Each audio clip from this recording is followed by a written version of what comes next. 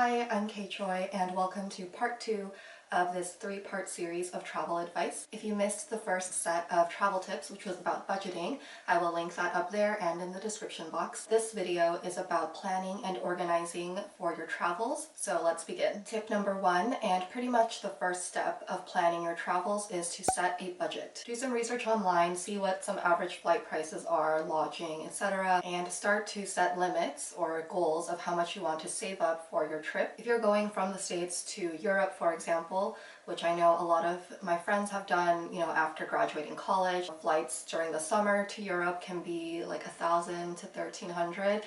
If you go in the off season, it could be like maybe 600. It really depends. So just set a budget from the start before you do any other planning, because that will help you when making decisions of which hotels to book, which flights to book, if you should take a train. But just remember to give yourself some cushion in case flight prices go up last minute.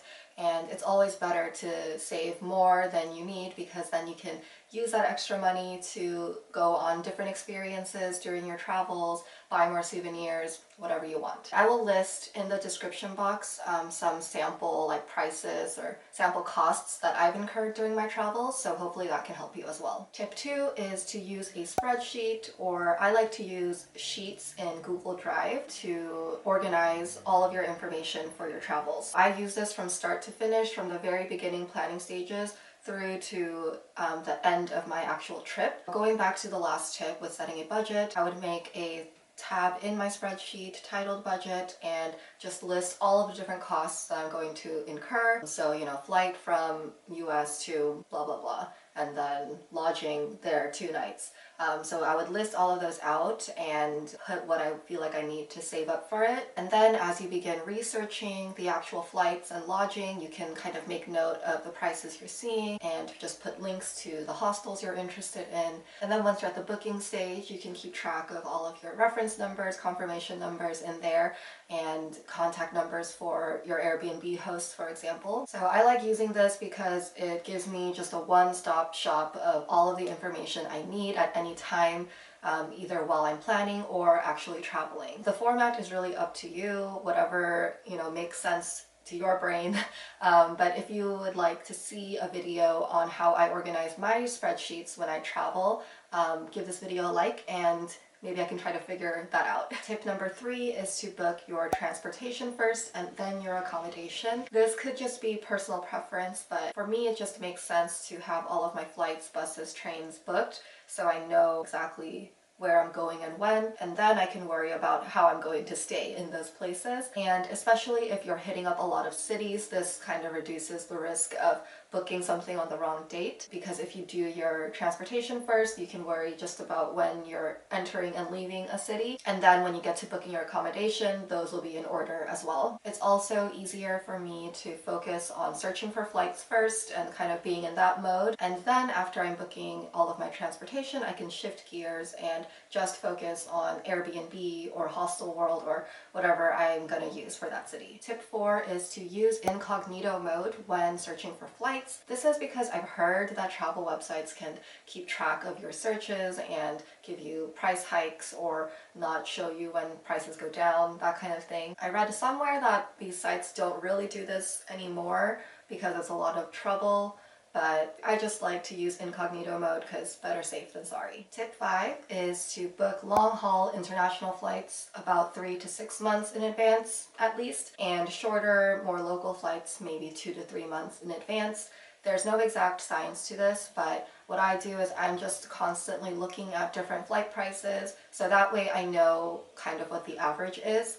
And when it comes time to book, I can know whether I'm getting a good deal or if it's really expensive. It's just good practice to be aware of different travel costs at any given time, because that will help you with budgeting your travels in the first place. Tip number 6 is to be flexible with the order of your destinations and also try out different combinations. What I mean by that is my recent trip with my college roommates, we started off from London to Paris because that was really convenient to take the Eurostar. And then from Paris, we were going to go to Croatia, and we had to kind of decide where we wanted to go and what the order was. So what we ended up doing was we found that there were pretty cheap flights from Paris to Split, and then from Split we could rent a car and then drive up to Zadar into Zagreb. The reason we wanted to end in Zagreb was because it's the capital city, so there are more destinations from Zagreb, so that would give us more options of where we could go next in our trip. We ended up not going to Dubrovnik because Dubrovnik was a bit farther down south and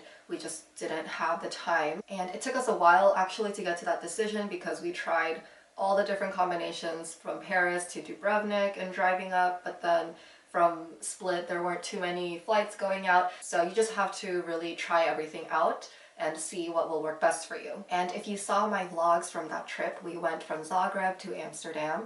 There were a lot more choices from Zagreb, and the two that we were looking into were Munich and Amsterdam, and we ended up choosing Amsterdam. Tip number 7 is to always check the distance between your accommodation and the airport or train station that you are traveling into or out of. You should especially check this with budget airlines because they tend to fly into really small airports that are way out of the city center. So this kind of goes along with budgeting. Flight could be really cheap, but then the cost that it takes you to get into the city center or to your accommodation might not even make it worth it. I personally like to choose accommodations that are closer, or not closer, but more convenient to get to the airport from. So either they have a direct metro line, or there's a shuttle service that's really close, or it's on the side of the city that is slightly closer to the airport. Because for me, it's always more stressful trying to catch a flight, than making my way to the accommodation from the airport. Tip number 8 is to keep any and all emails related to your travels in a separate folder in your email inbox. This just helps you to find them easily when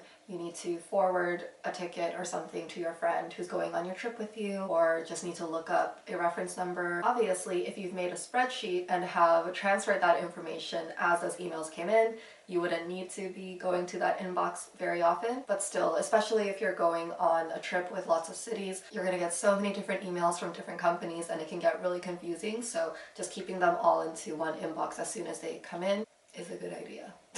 Tip number 9 is to use mobile boarding passes whenever possible. I just think they're so convenient because you always have your phone anyway, so I constantly am using my Apple Wallet when I'm traveling. Some airlines like Ryanair and EasyJet, you have to print your boarding pass, so remember to print those as well. But basically, whenever I have the option to have a digital boarding pass, I always download it. Even if it's a PDF that doesn't go into Apple Wallet, I'll still download it and keep it on my iCloud drive just so that I at least have it as a backup. And the last tip is to look out for holiday and seasonal closures or activities. Okay, my camera stopped recording, but we're back. What I mean by holiday and seasonal closures is, for example, in Europe, Easter Monday is a thing. It's a holiday, so a lot of things can be closed that day. It also can coincide with Passover. And another example is I have a friend who went to the south of France, and I think she went just before the summer, or I don't remember, but basically she was in the wrong season to see the lavender fields. So she went there and it was just green, no lavender. We actually experienced the same thing when we went to Plitvice National Park in Croatia. We had just gone at the end of the winter season. It was on the 31st of March. And all the trees were just brown. There were no leaves. I had pictured really blue waters and really green trees, and the waters were blue, but the trees were just bare. Apparently, if we had gone 2 weeks after, then the trees would have been very lush and beautiful. It was still nice. For me, I had to travel at the end of the winter season and over Easter because it was during my Easter holiday when I didn't have lectures. But if you have the flexibility to decide when you want to travel, then just make sure you keep track of those holiday seasonal activities and closures. There are my 10 tips for planning and organizing your travels. I hope this was helpful to you, and stay tuned for part 3, which will be about staying safe and healthy while traveling. Also, I'm planning to do a video or Q&A about grad school and studying abroad in the UK. So if you have any questions related to that topic, please leave them in the comments below. Thank you so much for watching, and I'll see you in the next one. Bye!